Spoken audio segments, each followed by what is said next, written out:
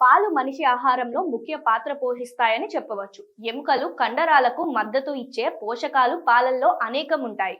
అయితే అధిక కొలెస్ట్రాల్ స్థాయిలతో బాధపడుతున్న వారు పాలను తీసుకోవాలా వద్దా, లేదా మితంగా తీసుకోవాలా, ఒకవేళ పాలను తీసుకుంటే ఎంత మోతాదులో, ఎటువంటి పాలను తీసుకోవాలి వంటి అంశాల గురించి ఇప్పుడు తెలుసుకుందాం.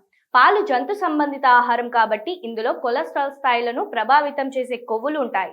అయితే అధిక కొలెస్ట్రాల్ స్థాయిలతో బాధపడేవారు పాలను పూర్తిగా మానేయడం సరికాదని వైద్యులు చెప్తున్నారు. శరీర ఆరోగ్యాన్ని బట్టి అలాగే కొలెస్ట్రాల్ స్థాయిలను బట్టి పాలను ఎంచుకోవాలని వైద్యులు చెప్తున్నారు. పాలల్లో ఉండే కొవ్వు పదార్థాన్ని బట్టి కొలెస్ట్రాల్ స్థాయిలపై ప్రభావం పడుతుంది. సంతృప్త కొవ్వులు చెడు కొలెస్ట్రాల్ను పెంచుతాయి.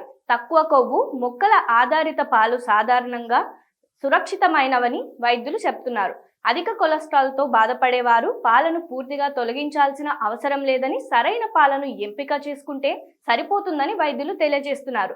కొలెస్ట్రాల్తో బాధపడేవారు ఆవు పాలను తీసుకోవడం మంచిది. వీటిని పరిమితంగా తీసుకోవడం ద్వారా కొలెస్ట్రాల్ స్థాయిలు పెరగకుండా ఉంటాయి. వెన్న తీసిన పాలను తీసుకోవడం ద్వారా కూడా కొలెస్ట్రాల్ స్థాయిలు పెరగకుండా ఉంటాయని అధ్యయనాలు చెప్తున్నాయి. గేదె పాలు 8 నుండి 10% కొవ్వును కలిగి ఉంటాయి. వీటిని తీసుకోవడం వల్ల కొలెస్ట్రాల్ స్థాయిలు వేగంగా పెరుగుతాయి. కనుక అధిక కొలెస్ట్రాల్తో బాధపడేవారు ఈ పాలను తీసుకోకపోవడమే మంచిది. ఇక మేక పాలు ఆవు పాల కంటే కొద్దిగా కొవ్వును ఎక్కువగా కలిగి ఉంటాయి. కనుక వీటిని కొలెస్ట్రాల్ సమస్యతో బాధపడేవారు మితంగా తీసుకోవడం మంచిది. అంతేకాకుండా కొలెస్ట్రాల్ సమస్యతో బాధపడేవారు మొక్క ఆధారిత పాలను తీసుకోవడం సరైన ఎంపిక అని వైద్యులు చెప్తున్నారు. బాదం పాలల్లో మంచి కొలెస్ట్రాల్ కు మద్దతు ఇచ్చే ఆరోగ్యకరమైన అసంతృప్త కొవ్వులు ఉంటాయి.